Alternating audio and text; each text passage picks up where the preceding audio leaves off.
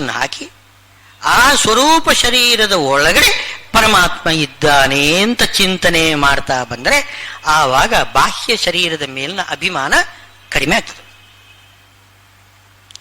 ಬಾಹ್ಯ ಶರೀರದ ಮೇಲೆ ಅಭಿಮಾನ ಕಡಿಮೆ ಆಯಿತು ಅಂತಂದ್ರೆ ಒಳಗಡೆ ಸ್ವರೂಪ ಶರೀರದಲ್ಲಿ ಆನಂದ ವ್ಯಕ್ತವಾಗಲಿಕ್ಕೆ ಪ್ರಾರಂಭ ಆಗುತ್ತೆ. ಇದು ಸುಷುಪ್ತಿಯಲ್ಲಿ ನೋಡಿ, ನಿದ್ದೆ ಮಾಡ್ತಾ ಇರುವಾಗ ಬಾಹ್ಯ ಶರೀರದ ಮೇಲೆ ಅಭಿಮಾನ ಇರುವುದಿಲ್ಲ, ಸ್ವರೂಪ ಶರೀರದಲ್ಲಿ ಮಾತ್ರ ಆವಾಗ ಅಭಿಮಾನ ಇರೋದು. ಆವಾಗ ಸ್ವರೂಪಾನಂದ ಅಭಿವ್ಯಕ್ತವಾಗ್ತದೆ. ಸುಷುಪ್ತಿಯಲ್ಲಿ ಸ್ವರೂಪಾನಂದ ಯಾಕೆ ಅಭಿವ್ಯಕ್ತವಾಗ್ತದೆ? ಬಾಹ್ಯ ಶರೀರದ ಮೇಲೆ ಅಭಿಮಾನ ಇಲ್ಲ. ಆದ್ದರಿಂದ ಇದು ಧ್ಯಾನ ಕಾಲದಲ್ಲಿಯೂ ಕೂಡ ಇದೇ ರೀತಿಯಲ್ಲಿ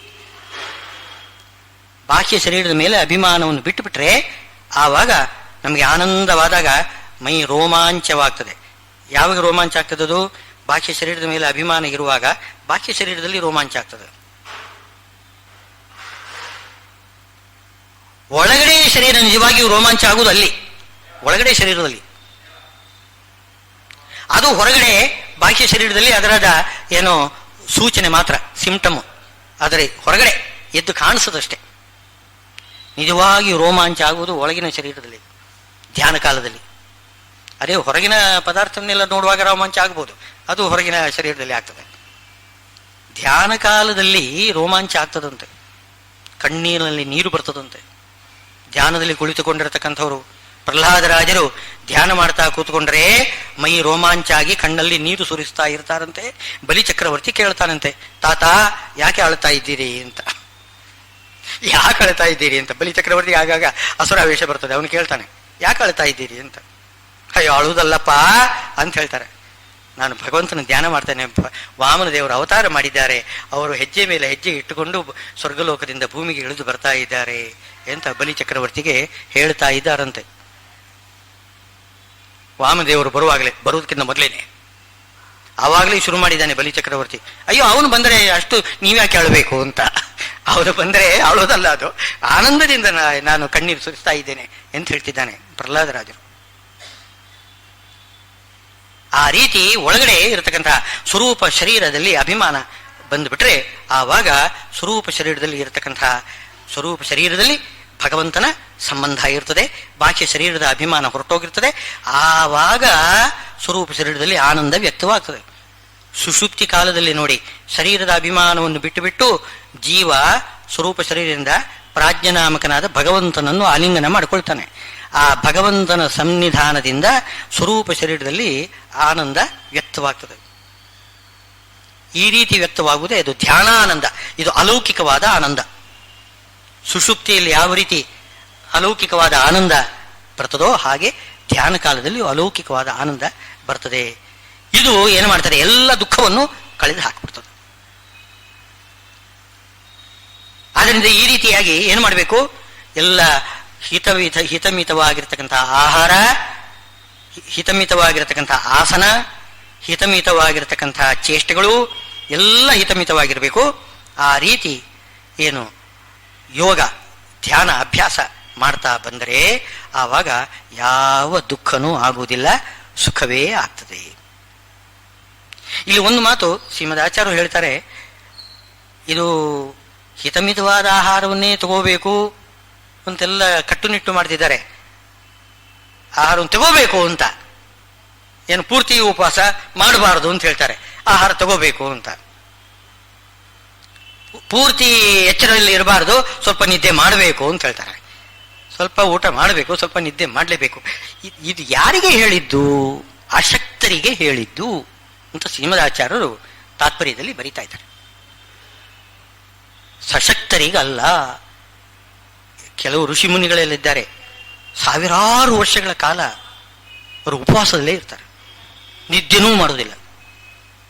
ಈಗ ವಿಶ್ವಾಮಿತ್ರರು ಕ್ಷತ್ರಿಯರಾಗಿ ಹುಟ್ಟಿರತಕ್ಕಂಥವರು ಬ್ರಾಹ್ಮಣರಾದರಲ್ಲ, ಹೇಗೆ ತಪಸ್ಸು ಮಾಡ್ತಾ ಇದ್ರು ಮಹಾಭಾರತ ಹೇಳ್ತಾ ಇದೆ. 1000 ವರ್ಷ ಕಾಲ ಒಮ್ಮೆ ಅವರು ಆಸನದಲ್ಲಿ ಕುಳಿತುಕೊಂಡು ಅಸಂಪ್ರಜ್ಞಾತ ಸಮಾಧಿಗೆ ಕುಳಿತುಕೊಂಡ್ರು ಅಂತಂದರೆ 1000 ವರ್ಷ ಕಾಲ ಅವರು ಆಚೆ ಈಚೆ ತಿರುಗುವುದಿಲ್ಲ, ಊಟ ಇಲ್ಲ, ನಿದ್ದೆ ಇಲ್ಲ. ಆ ಹೊತ್ತಿಗೆ ಅವರ ತಪಸ್ಸನ್ನು ಪರೀಕ್ಷೆ ಮಾಡಲಿಕ್ಕೋಸ್ಕರ ದೇವೇಂದ್ರ ಬರ್ತಾನಂತೆ, ಬ್ರಾಹ್ಮಣ ವೇಷದಿಂದ ಬರ್ತಾನೆ. 1000 ವರ್ಷ ಮುಗೀತು ಅಂತಂದಾಗ ಒಮ್ಮೆ ಕೃಷ್ಣಾರ್ಪಣ ಅಂತ ಆ ಯೋಗವನ್ನು ಸಮರ್ಪಣೆ ಮಾಡಿಬಿಟ್ಟು ಆಮೇಲೆ ಒಂದಿಷ್ಟು ರೊಟ್ಟಿ, ಜೋಳದ ರೊಟ್ಟಿನೋ ಏನೋ ಒಂದಿಷ್ಟು ತಿಂದುಬಿಟ್ಟು ಏನು ಉಪವಾಸ ಪಾರಣ ಮಾಡಿಬಿಡ್ತಾರೆ. ಆ ಪಾರಣದ ಹೊತ್ತಿಗೆ ಈ ದೇವೇಂದ್ರ ಬ್ರಾಹ್ಮಣ ವೇಷದಿಂದ, ವೃದ್ಧ ಬ್ರಾಹ್ಮಣ ವೇಷದಿಂದ ಬಂದು ಭವಾನ್ ಭಿಕ್ಷಾಂ ದದಾತು ಅಂತ ಹೇಳ್ತಾನೆ, ನನಗೆ ಭಿಕ್ಷೆ ನೀಡು ಅಂತ ಹೇಳ್ತಾನೆ. ಆಗ ಆ ಏನು ಊಟ ಮಾಡಲಿಕ್ಕೆ ಅಂತ ಸಿದ್ಧ ಮಾಡಿ ಇಟ್ಟಿದ್ದ ಆ ಇದುಂಟಲ್ಲ ಏನು ರೊಟ್ಟಿ ತೆಗೆದುಬಿಟ್ಟು ಅವರ ಕೈಗೆ ಇಟ್ಟು ಕೃಷ್ಣಾರ್ಪಣ ಅಂತ ಅಂದ್ಬಿಡ್ತಾರೆ. ಪುನಃ ಕೂತ್ಕೊಂಡು ಬಿಡ್ತಾರೆ ಉಪವಾಸ. ಪುನಃ 1000 ವರ್ಷ ಕಾಲ ಉಪವಾಸ. ಅದು ಮುಗಿದಾಗ ಪುನಃ ಪಾರಣ ಟೈಮ್ನಲ್ಲಿ ಅದೇ ಬ್ರಾಹ್ಮಣ ಹಾಜರು ಪುನಃ ಬಂದು ಭವಾನ್ ಭಿಕ್ಷಾಂ ದದಾತು. ಏನು ಕೋಪ ಮಾಡಿಲ್ಲ ಅಂತೆ. ಏನೋ ಆ ಇದನ್ನು ಪುನಃ ಆ ಹೊತ್ತಿಗೆ ಶಿಷ್ಯರು ಯಾರಾದ್ರು ಬಂದು ರೆಡಿ ಮಾಡಿ ಇಟ್ಟಿರ್ತಾರೆ ಏನು ಏನು ರೊಟ್ಟಿಗಳನ್ನು, ಅದನ್ನು ಹಾಗೇನೆ ವೃದ್ಧ ಬ್ರಾಹ್ಮಣನಿಗೆ ಕೊಟ್ಟು ಬಿಡ್ತಾರೆ. ತಾನು ಪುನಃ ಉಪವಾಸದಲ್ಲಿ ಕೂತ್ಕೊಂಡು ಪುನಃ 1000 ವರ್ಷ. ಹೀಗೆ 1000 ವರ್ಷಗಳು ಒಂದು 5-6 ಸಾರಿ ಆಗೋಯ್ತು. ಇವರಿಗೆ ಏನು ಬೇಸರ ಆಗಲಿಲ್ಲ, ಏನೋ ದುಃಖವಾಗಲಿಲ್ಲ ವಿಶ್ವಾಮಿತ್ರರಿಗೆ. ಇಂದ್ರದೇವರಿಗೆ ಬೇಸರ ಆಗೋಯ್ತಂತೆ. ಏನು ಇವನನ್ನು ಪರೀಕ್ಷೆ ಮಾಡೋಣ. ನಿಜವಾಗಿ ನೋಡ್ಲಿಕ್ಕೆ ಹೋದ್ರೆ ವಿಶ್ವಾಮಿತ್ರರು ಅಂತಂದ್ರೆ ಶೀಘ್ರ ಕೋಪಿಗಳು. ವಿಶ್ವಾಮಿತ್ರರು ದೂರ್ವಾಸರ ತಮ್ಮ.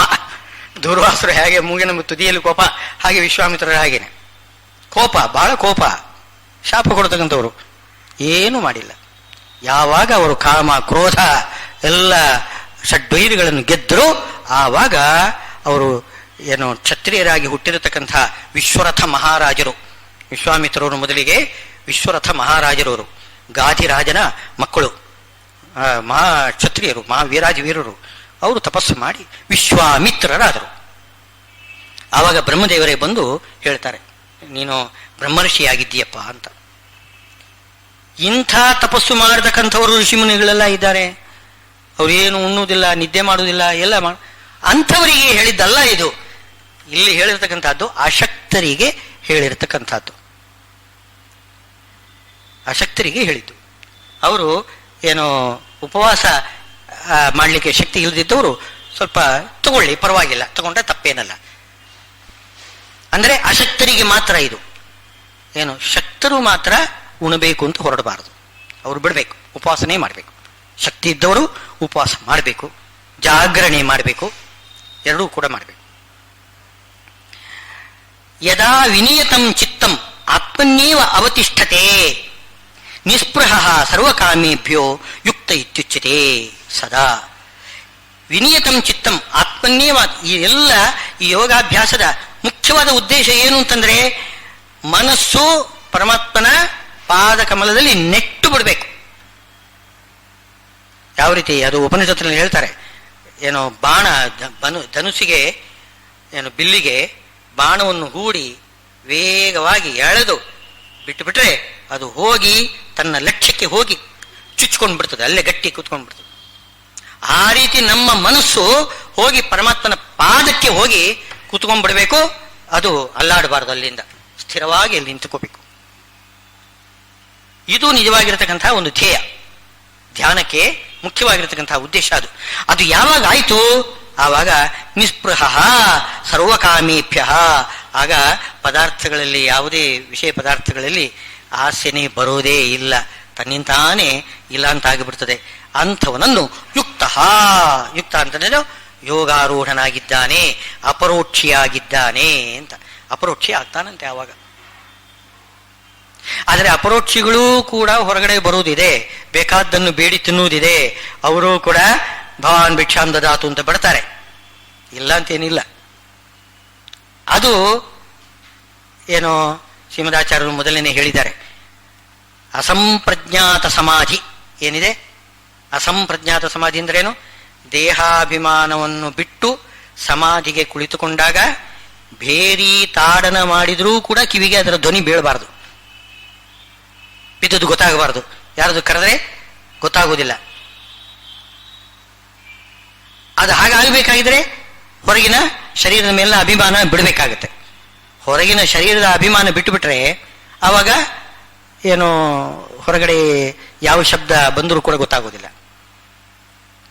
ಆ ರೀತಿ ಆಗಬೇಕು ಅಂತ ಆ ಒಂದು ಉದ್ದೇಶದಿಂದ ನಾವು ಏನು ಧ್ಯಾನ ಮಾಡ್ತಾ ಇದ್ದೇವೆ.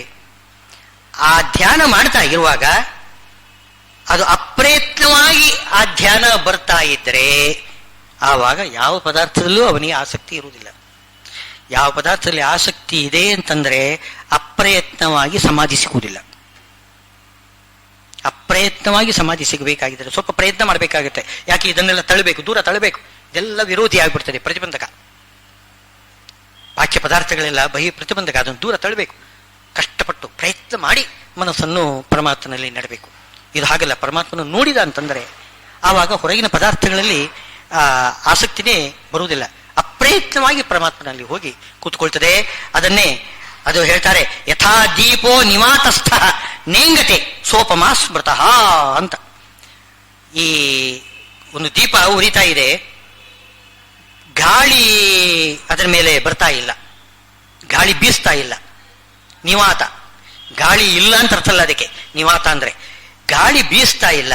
ಒಂದು ದೀಪ, ಸಣ್ಣಗೆ ಒಂದು ದೀಪ ಇಟ್ಟಿದೆ, ಒಂದಿಷ್ಟು ಯಾವುದೇ ಒಂದು ಗಾಳಿ ಬೀಸ್ತಾ ಇಲ್ಲ. ಆ ದೀಪ ಹೇಗಿರ್ತದೆ? ಒಂದೇ ರೀತಿ ಇರ್ತದೆ, ಸ್ವಲ್ಪನೂ ಅಲ್ಲಾಡೋದಿಲ್ಲ. ಅದೇ ದೊಡ್ಡ ದೀಪ ಮಾಡಿರೋದು, ಒಳ್ಳೆ ಗಾಳಿ ಬರೋದು, ಆಗ ಏನಾಗ್ತದೆ? ಅದು ಕುಣಿತಾ ಇರ್ತದೆ ಆ ದೀಪ. ಆ ಥರ ಅಲ್ಲ, ಸಣ್ಣ ದೀಪ ಗಾಳಿ ಇಲ್ಲದೆ ಇರತಕ್ಕಂತಹ ಸ್ಥಳದಲ್ಲಿ ಅದು ಇದ್ರೆ ಒಂದೇ ರೀತಿಯಲ್ಲಿ ನಿಶ್ಚಲವಾಗಿರ್ತದೆ. ಆ ರೀತಿ ಮನಸ್ಸು ಭಗವಂತನ ಪಾದಕಮಲಗಳಲ್ಲಿ ನೆಡಬೇಕು. ಸಾ ಉಪಮಾ ಸ್ಮೃತ, ಅದು ದೃಷ್ಟಾಂತ ಅಂತೆ. ಯೋಗಿನೋ ಯತಚಿತ್ತಸ್ಯ ಯುಂಜತೋ ಯೋಗಮಾತ್ಮನಃ. ಯತಚಿತ್ತನಾಗಿರತಕ್ಕಂಥವನು, ಮನಸ್ಸು ನಿಗ್ರಹ ಮಾಡಿಕೊಂಡವನಿಗೆ ಮಾತ್ರ ಇದು ಸಾಧ್ಯ. ಇನ್ನು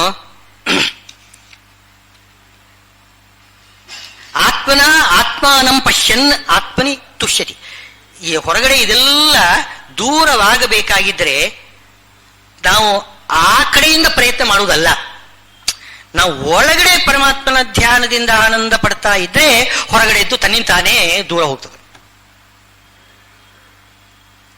ನಾವು ಇಲ್ಲಿ ಹೊರಗಡೆ ಪದಾರ್ಥಗಳನ್ನು ತಳ್ಳಲಿಕ್ಕೆ ಪ್ರಯತ್ನ ಮಾಡಿದರೆ ಅದು ನಡೆಯುವುದಿಲ್ಲ, ಕೆಲಸ ನಡೆಯುವುದಿಲ್ಲ.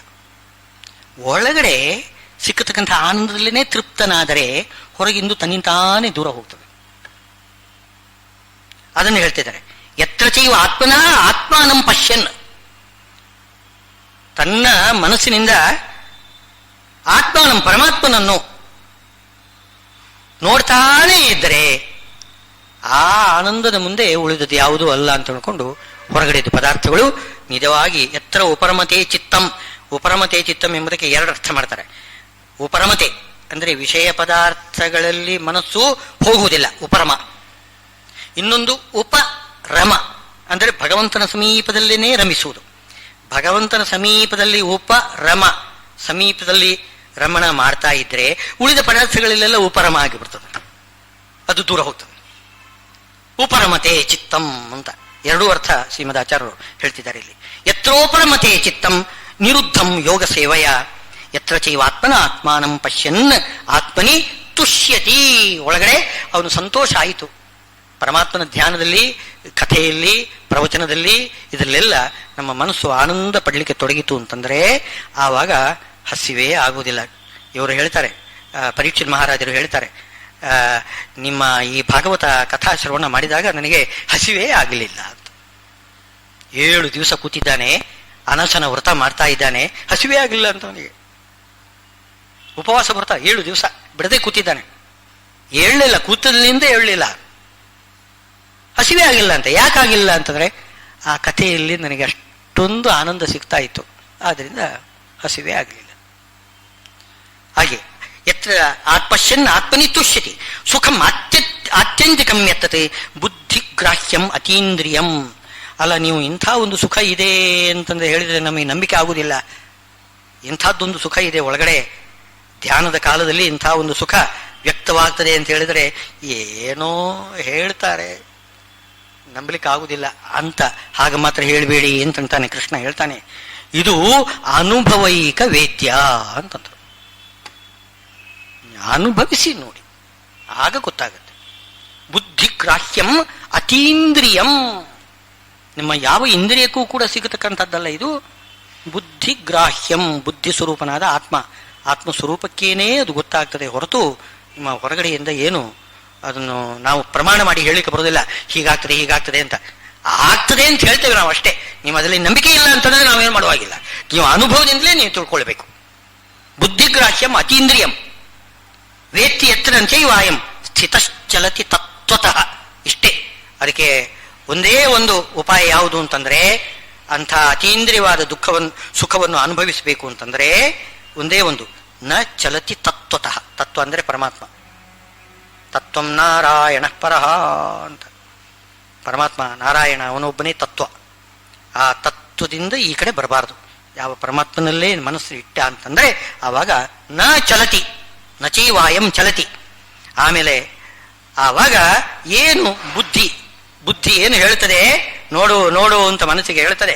ಏನು ಯಂ ಲಬ್ಧ್ವಾಚ ಅಪರಂ ಲಾಭಂ ಮನ್ಯಂತೆ ನಾಜಿಕಂ ತತಃ. ಇನ್ನು ಬೇರೆ ಯಾವುದೇ ಲೋಕದಲ್ಲಿ ಯಾವುದೇ ಒಂದು ಸೌಖ್ಯ ತಕೊಳ್ಳಿ, ಅದು ಯಾವುದೂ ಕೂಡ ಈ ಸೌಖ್ಯದ ಮುಂದೆ ಏನೂ ಅಲ್ಲ ಅಂತ ಹೇಳ್ತದಂತೆ. ಯಂ ಲಬ್ಧ್ವಾಚ ಅಪರಂ ಲಾಭಂ ಮನ್ಯತೆ ನ ಅಧಿಕಂ. ಅದು ಅಧಿಕ ಅಂತ ಖಂಡಿತ ಇಲ್ಲ, ಅದು ಖಂಡಿತ ಅಧಿಕ ಅಲ್ಲ. ಯಸ್ಮಿನ್ ಸ್ಥಿತೋ ನ ದುಃಖೇನ ಗುರುನಾಪಿ ವಿಚಾಲ್ಯತೆ. ಆವಾಗ ಏನು ಗುರುನಾಪಿ, ಎಂಥ ಒಂದು ದುಃಖ ಬಂದರೂ ಕೂಡ ಇದು ಏನು ಸಮಾಧಿ ಸ್ಥಿತಿ ಉಂಟಲ್ಲ ಅದಕ್ಕೆ ಭಂಗ ಬರುವುದಿಲ್ಲ ಅಂತ. ಗುರುನಾಪಿ, ಗುರು ಅಂತಂದ್ರೆ ದೊಡ್ಡ ದುಃಖ ಅಂದ್ರೆ ಏನು, ಶಿರಚ್ಛೇದ ಮಾಡಿದ್ರೂ ಏನೂ ಗೊತ್ತಾಗುವುದಿಲ್ಲ. ಪರೀಕ್ಷಿತ್ ಮಹಾರಾಜರಿಗೆ ಹಾಗಾಯಿತು. ಅವರೆಲ್ಲ ಭಾಗವತವನ್ನು ಕೇಳಿದ ಮೇಲೆ ಶುಕಮುನಿಗಳು ಹೇಳಿದರು, ಸರಿ ಆಯ್ತಲ್ಲಪ್ಪ, ಎಲ್ಲ ಕಥೆಯನ್ನು ಕೇಳಿದ್ಯಾ, ನೀನಿನ್ನು ಆ ಪರಮಾತ್ಮನನ್ನು ನೆನೆದು ಸಮಾಧಿಸ್ಥನಾಗು ಅಂತ ಹೇಳಿ ಆಶೀರ್ವಾದ ಮಾಡಿ ಹೊರಟೋಗ್ಬಿಡ್ತಾರೆ. ಮನೋನಿಯಾಮಕರು ಮಹಾರುದ್ರ ಇವರು ಶುಕಮುನಿಗಳು, ರುದ್ರದೇವರು ಅವರ ಅನುಗ್ರಹ ಮಾಡಿ ಪರೀಕ್ಷಿತ ರಾಜರಿಗೆ ಅನುಗ್ರಹ ಮಾಡಿ ಹೋಗಿದ್ದಾರೆ. ಇತ್ತ ಪರೀಕ್ಷಿತ ರಾಜ ತನ್ನ ಆ ಅಸಂಪ್ರಜ್ಞಾತ ಸಮಾಧಿಗೆ ಕುಳಿತಿದ್ದಾನೆ. ಅಷ್ಟೊತ್ತಿಗೆ ಆ ತಕ್ಷಕ ಬಂದು ಕಡಿತಾನೆ. ಏನು ಇಡೀ ಶರೀರ ತಗ್ಗನೆ ಹೊತ್ತಿಕೊಂಡು ಉರಿದೋಯ್ತು. ಗೊತ್ತೇ ಆಗಲಿಲ್ಲ ಅವರಿಗೆ, ಪರೀಕ್ಷಿತ್ ಮಹಾರಾಜರಿಗೆ ಏನು ಗೊತ್ತೇ ಆಗಲಿಲ್ಲ. ಹೋಗಿದ್ದಾರೆ ಅವರು, ಮೇಲ್ಗಡೆ ಹೋಗಿದ್ದಾರೆ. ಏನು ಎಂಥ ದುಃಖ ಬಂದರೂ ಅವರಿಗೆ ಗೊತ್ತಾಗುವುದಿಲ್ಲ. ಯುದ್ಧ ಕಾಲದಲ್ಲಿ ದ್ರೋಣಾಚಾರ್ಯರು, ಅವರು ಸಾಕ್ಷಾತ್ ಬೃಹಸ್ಪತಿ ಅವತಾರ, ಅವರೇನು ಮಾಡಿದರು, ಅಶ್ವತ್ಥಾಮ ಹತಃ ಅಂತ ಆ ಮಾತು ಕೇಳಿದ ತಕ್ಷಣ ಏನು ಮಾಡಿದರು, ತಕ್ಷಣ ಅಲ್ಲಿ ಅಷ್ಟು ಮಾತ್ರ ಅಲ್ಲ, ಮೇಲ್ಗಡೆಯಿಂದ ಋಷಿಮುನಿಗಳೆಲ್ಲ ಕರೆದರಂತೆ. ನೀನು ಅಧರ್ಮ ಮಾಡ್ತಾ ಇದೀಯಾ, ನೀನು ಸಾಕು, ಬ್ರಾಹ್ಮಣನಾಗಿರ್ತಕ್ಕಂಥವನು ಯುದ್ಧ ಮಾಡಿ ಸಾಯಬಾರದು, ಕೊಲ್ತಾನೆ. ಈಗ ಅವನು ದೃಷ್ಟದ್ಯುಮ್ನ ಬಂದು ಕೊಲ್ತಾನೆ. ಯಾಕೆಂದ್ರೆ ದೃಷ್ಟದ್ಯುಮ್ನ ಬಂದಿದ್ದೇ ಅದಕ್ಕೋಸ್ಕರ, ಹುಟ್ಟಿದ್ದೇ ದ್ರೋಣಾಚಾರ್ಯನ ಕೊಲ್ಲಿಕ್ಕೋಸ್ಕರ. ಅವನು ಖಂಡಿತ ನೀನು ಕೊಲ್ತಾನೆ. ನೀನು ಯುದ್ಧ ಮಾಡಿ ಆ ಶಸ್ತ್ರದಿಂದ ನೀನು ಸಾಯಬಾರದು, ನೀನು ಬ್ರಾಹ್ಮಣ, ನೀನು ಸಮಾಧಿಸ್ಥನಾಗಿ ಶರೀರವನ್ನು ತ್ಯಾಗ ಮಾಡಬೇಕು ನೀನು ಅಂತ ಹೇಳಿದ ಋಷಿಮುನಿಗಳೆಲ್ಲ ಮೇಲ್ಗಡೆ ನಿಂತು ಹೇಳಿದ್ರು. ಆಗ ದ್ರೋಣಾಚಾರ್ಯರು ತಕ್ಷಣ ಏನು ಅಸಂಪ್ರಜ್ಞಾತ ಸಮಾಧಿಗೆ ಏರಿಬಿಟ್ರಂತೆ. ಶಸ್ತ್ರವನ್ನು ಕೆಳಗಡೆ ಹಾಕೊಂಡ್ರು, ರಥದಲ್ಲೇ ಕುಳಿತುಕೊಂಡು ಒಂದು ಕ್ಷಣದಲ್ಲಿ ಅಪ್ರಯತ್ನವಾಗಿ, ಯಾಕೆ ಭಗವಂತನನ್ನು ಕಂಡವರು ಅವ್ರೇನು ಕಷ್ಟ ಏನಾಗುವುದಿಲ್ಲ, ತಕ್ಷಣ ಸಮಾಧಿಸ್ಥರಾಗಿ ಬಿಟ್ರು. ಅಷ್ಟೊತ್ತಿಗೆ ದೃಷ್ಟದ್ಯುಮ್ನ ಬಂದ, ಖಡ್ಗದಿಂದ ಶಿರಚ್ಛೇದ ಮಾಡಿಬಿಟ್ಟ. ಆಯ್ತು, ದ್ರೋಣಾಚಾರ್ಯನ ವಧ ಮಾಡಿದ್ದಾನೆ ದೃಷ್ಟದ್ಯುಮ್ನ. ಆದರೆ ಅವರಿಗೆ ಗೊತ್ತೇ ಇಲ್ಲ, ದ್ರೋಣಾಚಾರ್ಯಗೂ ಗೊತ್ತಿಲ್ಲ. ಈ ಥರ ಗುರುನಾಪಿ, ಎಷ್ಟು ದುಃಖ ಬಂದರೂ ಕೂಡ ಅವರಿಗೆ ಗೊತ್ತೇ ಆಗುವುದಿಲ್ಲ. ಯಾವ ರೀತಿ ಅನಸ್ಥೀಸಿಯಾ ಕೊಟ್ಟು ಬಿಟ್ರೆ ಆಪರೇಷನ್ ಮಾಡುವಾಗ ಗೊತ್ತೇ ಆಗೋದಿಲ್ಲ. ಇಷ್ಟು ವ್ಯತ್ಯಾಸ ಇದೆ ಅನಸ್ಥೀಸಿಯಾಕ್ಕೂ ಇದಕ್ಕೂ ವ್ಯತ್ಯಾಸ ಇದೆ. ಅನಸ್ಥೀಸಿಯಾ ಬಂದಾಗ ಆವಾಗ ಏನು ಸುಖ ಅಲ್ಲ ದುಃಖ, ಅದು ಮೂರ್ಛೆ. ಅದು ಅನಸ್ಥೀಸಿಯಾ ಏನು ಮಾಡ್ತದೆ, ಮೂರ್ಛೆ ಕೊಡ್ತದೆ, ಬಲಾತ್ಕಾರವಾಗಿ ಇಂದ್ರಿಯಗಳನ್ನು ತಪ್ಪುತ್ತದೆ, ನಿಷ್ಕ್ರಿಯಗೊಳಿಸ್ತದೆ. ಇದು ಮೂರ್ಛೆ ಅಂತ ಹೇಳ್ತಾರೆ. ಇದನ್ನು ಮೂರ್ಛೆಗೊಳಿಸುವುದು. ಮೂರ್ಛೆ ಬಂದಾಗ ಏನಾಗ್ತದೆ, ಒಳಗಡೆ ದುಃಖ ಅದು ಅನುಭವಿಸ್ತಾನೆ ಇರ್ತದೆ. ಜೀವ ದುಃಖ ಅನುಭವಿಸ್ತಾನೆ ಇರ್ತದೆ. ಅದಕ್ಕೆ ನಾವು ಪರೀಕ್ಷೆ ಏನು ಮಾಡಬೇಕು ಅಂದರೆ, ಮೂರ್ಛೆ ಬಂದವನು ಎದ್ದಾಗ ದುಃಖದಿಂದ ಹೇಳ್ತಾನೆ, ಅವನು ಸುಖವಾಗಿ ಹೇಳುವುದಿಲ್ಲ. ಮಲ್ಕೊಂಡವನು ಇರ್ತಾನೆ ನೋಡಿ, ಒಳ್ಳೆ ಪ್ರಸನ್ನನಾಗಿ ಹೇಳ್ತಾನೆ. ಯಾಕೆ, ಆ ಸುಷುಪ್ತಿ ಕಾಲದಲ್ಲಿ ಆ ಜೀವ ಪ್ರಾಜ್ಞನಾಮಕನಾದ ಭಗವಂತನನ್ನು ಆಲಿಂಗನೆ ಮಾಡಿಕೊಂಡು ಸ್ವರೂಪಾನಂದ ಅನುಭವಿಸ್ತಾ ಇರ್ತಾನೆ, ಪ್ರಸನ್ನನಾಗಿ ಹೇಳ್ತಾನೆ. ಮೂರ್ಛೆ ಬಂದವನು ಹೇಳುವಾಗ ಮೈ ಕೈ ನೋವು ಆಗುವುದಿಲ್ಲ, ಏನು ತುಂಬ ದುಃಖ ಆಗುವುದಿಲ್ಲ, ಆ ಪ್ರಸನ್ನತೆ ಇರುವುದಿಲ್ಲ. ಮೂರ್ಛಾ ಎಂಬುದು ದುಃಖದ ಪರಮಾವಧಿ, ಸುಷುಪ್ತಿ ಎಂಬುದು ಸುಖದ ಪರಮಾವಧಿ. ಈ ಸಮಾಧಿಯೂ ಕೂಡ ಹಾಗೇನೆ ಸುಖದ ಪರಮಾವಧಿ. ಆವಾಗ ನಿಮಗೆ ಯಾವ ದುಃಖನೂ ಕೂಡ ಬರುವುದಿಲ್ಲ. ತಮ್ಮಿದ್ಯಾದ ದುಃಖ ಸಂಯೋಗ ವಿಯೋಗಂ ಯೋಗ ಸಂಜ್ಞಿತಂ. ಇಂಥ ಯೋಗ ಏನಿದೆ ಇದನ್ನೇ ದುಃಖ ಸಂಯೋಗ ವಿಯೋಗ. ದುಃಖವನ್ನು ನಿವಾರಣೆ ಮಾಡುವುದಲ್ಲ, ಬಂದ ದುಃಖವನ್ನು ನಿವಾರಣೆ ಮಾಡಲಿಕ್ಕೆ ಬರ್ತದೆ. ತುಂಬ ದುಃಖ ಬಂತು ಅಂತಂದ್ರೆ ಪರಮಾತ್ಮನನ್ನು ನೆನೆಸಿಕೊಂಡು ಸಮಾಧಿಸ್ಥನಾಗಿ ಬಿಟ್ರೆ ಎಲ್ಲ ದುಃಖ ಮರೆತು ಬಿಡ್ತಾನೆ. ಅದು ಹಾಗೆ ಮಾಡ್ಲಿಕ್ಕೂ ಬರ್ತದೆ, ಬಂದ ದುಃಖವನ್ನು ಮರೀಲಿಕ್ಕೆ ಬರ್ತದೆ, ಇನ್ನು ಬೇರೆ ದುಃಖ ಬಾರದ ಹಾಗೂ ಮಾಡ್ಲಿಕ್ಕೆ ಬರ್ತದೆ. ಆಮೇಲೆ ದುಃಖ ಬರುವುದಿಲ್ಲ. ಈ ಸಮಾಧಿಯ ಒಂದು ಗುಣ ಅದು, ದುಃಖ ಸಂಯೋಗ ವಿಯೋಗಂ. ದುಃಖವನ್ನು ಬಂದ ದುಃಖವನ್ನು ಪರಿಹಾರ ಮಾಡ್ತದೆ, ಇನ್ನೂ ದುಃಖ ಬಾರದ ಹಾಗೂ ಮಾಡ್ತದಂತೆ. ಸಹ ನಿಶ್ಚಯೇನ ಯೋಕ್ತವ್ಯ, ಭಗವಂತ ಹೇಳ್ತಿದ್ದಾನೆ, ನಿಶ್ಚಯೇನ ಯೋಕ್ತವ್ಯ, ಈ ಯೋಗವನ್ನು ಅವಶ್ಯ ಮಾಡಲೇಬೇಕು. ಬಹಳ ಆಗ್ರಹದಿಂದ ಹೇಳ್ತಿದ್ದಾನೆ ಶ್ರೀಕೃಷ್ಣ. ಇಂಥ ಯೋಗಾಭ್ಯಾಸ ಧ್ಯಾನ ಮಾಡಬೇಕು. ಧ್ಯಾನ ಮಾಡಿಬಿಟ್ರೆ ಏನು, ಒಂದು 10 ನಿಮಿಷ ಗಾಯತ್ರಿ ಜಪ ಮಾಡುವಾಗ ನಾವು ಧ್ಯಾನ ಮಾಡ್ತಾ ಬಂದರೆ ಅದರ ಪರಿಣಾಮ ಇಡೀ ದಿವಸ ನಮ್ಮ ಜೀವನದಲ್ಲಿ ಶರೀರದ ಮೇಲೆ ಪರಿಣಾಮ ಆಗಿರ್ತದೆ. ಒಂದು 10 ನಿಮಿಷ ಧ್ಯಾನ ಮಾಡಿದ್ರು ಸಾಕು. ಎಲ್ಲ ಆಧುನಿಕರು ಹೇಳ್ತಾರೆ ಪ್ರೇಯರ್ ಅಂತ ಹೇಳ್ತಾರಲ್ಲ. ಪ್ರೇಯರ್ ಅಂತಂದ್ರೆ ಅದು ಶರೀರಕ್ಕೆ ಒಂದು ಒಳ್ಳೆಯ ಸೂದಿಂಗ್ ಎಫೆಕ್ಟ್ ಕೊಡ್ತದೆ, ಒಳ್ಳೆ ಶರೀರಕ್ಕೆ ಒಂದು ಒಳ್ಳೆಯ ಒಂದು ಸುಖಮಯವಾಗಿರ್ತಕ್ಕಂಥ ಒಂದು ಸ್ಥಿತಿ ಅದು ತಂದು ಕೊಡ್ತದಂತೆ. ಅಷ್ಟೂ ಮಾಡಿಲ್ಲ ಅಂತಂದ್ರೆ ಮನಸ್ಸಿನಲ್ಲಿ ಚಿಂತೆಗಳು ತುಂಬಿಕೊಂಡಿದ್ರೆ ಮೈಕೈ ನೋವು, ಯಾವತ್ತೂ ಕೂಡ ದುಃಖ, ಇದು ಮನಸ್ಸಿನಲ್ಲಿ ಅಸ್ಥಿರತೆ, ಚಂಚಲತೆ, ನೆಮ್ಮದಿ ಇಲ್ಲ ಅಷ್ಟೇ. ಮನಸ್ಸಿಗೆ ನೆಮ್ಮದಿ ಬೇಕು ಅಂತಂದ್ರೆ ಸ್ವಲ್ಪ ಕಾಲವಾದರೂ ಧ್ಯಾನ ಮಾಡಬೇಕು. ನಿಶ್ಚಯೇನು ಯೋಕ್ತವ್ಯ ಯೋಗೋ ನಿರ್ವಿಣ್ಣ ಚೇತಸ. ಆ ಯೋಗ ಮಾಡ್ತಾ ಇರುವಾಗ ಮಾತ್ರ ವೈರಾಗ್ಯ ಬೇಕು. ಯಾವುದೇ ಪದಾರ್ಥದಲ್ಲಿ ಚಿಂತನೆ ಮಾಡಬಾರ್ದು, ಅದು ಬೇಕು ಇದು ಬೇಕು ಅಂತ ಅಂದ್ಕೊಂಡು ಅದನ್ನೆಲ್ಲ ಬಿಟ್ಟು ಬಿಟ್ಟು ವೈರಾಗ್ಯ ಭಕ್ತಿ ಎರಡೂ ಬೇಕು. ವೈರಾಗ್ಯ ಭಕ್ತಿಗಳಿಂದ ಭಗವಂತನನ್ನು ಧ್ಯಾನ ಮಾಡಬೇಕು. ಆವಾಗ ಎಲ್ಲ ದುಃಖಗಳು ಪರಿಹಾರವಾಗ್ತದೆ ಅಂತ ಇದು ಈ ಅಧ್ಯಾಯನೇ ಸಮಾಧಿ ಯೋಗ. ಸಮಾಧಿ ಯೋಗ ಅಧ್ಯಾಯ ಇದು, ಧ್ಯಾನ ಯೋಗವನ್ನು ಹೇಳ್ತಕ್ಕಂತಹ ಅಧ್ಯಾಯ. ಆದ್ದರಿಂದ ಅದರ ವಿಶೇಷವನ್ನು ವರ್ಣನೆ ಮಾಡಿದ್ದಾನೆ ಭಗವಂತ ಅಂತನ್ನೋದ ಇಂದಿನ ಪ್ರವಚನ ಮುಕ್ತಾಯ ಮಾಡ್ತೀನಿ. ಶ್ರೀಕೃಷ್ಣಾರ್ಪಣಮಸ್ತು.